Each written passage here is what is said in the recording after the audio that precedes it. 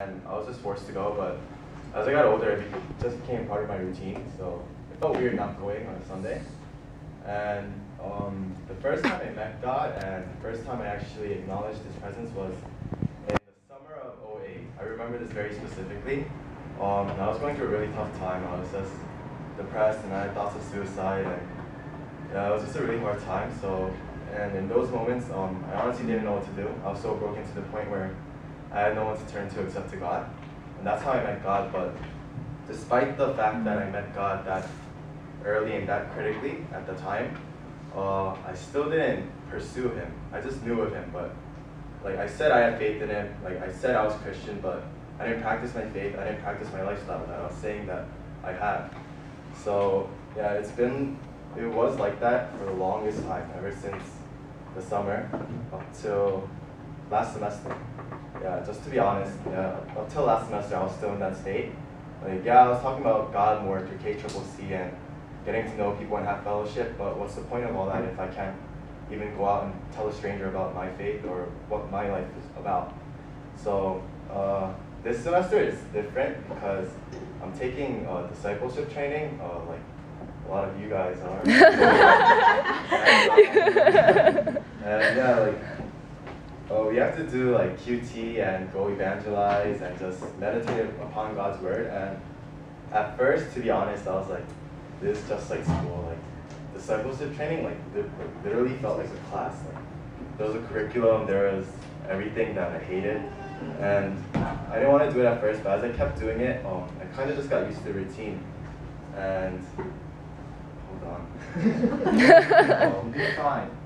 So okay. In the context of QT, right? I was just going along, just and then I realized that QT wasn't about me filling out the booklet or just writing down thoughts, but it was about me getting to know God's character more. But then I kept feeling like I was failing at that, and to be honest, I still do.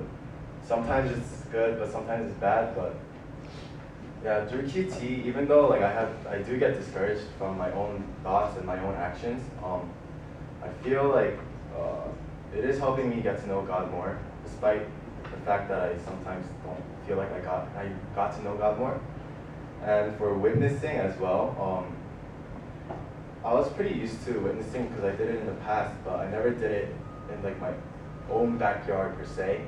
Like I didn't do it on campus at school. I didn't do it in my hometown or anything like that. But as I started witnessing in Baruch, there were a lot of blessing moments. There were a lot of discouraging moments as well. But I feel like those discouragements also are a blessing in disguise.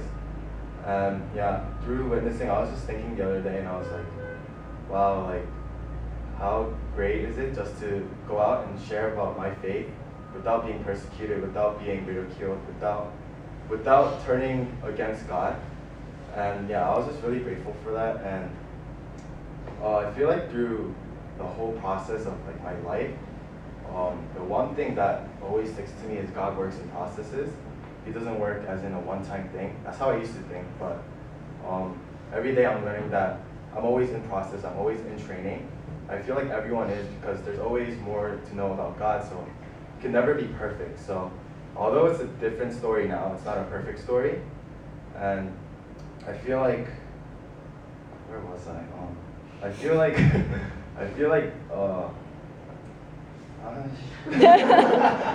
yeah, so another verse that stuck out to me came up yesterday.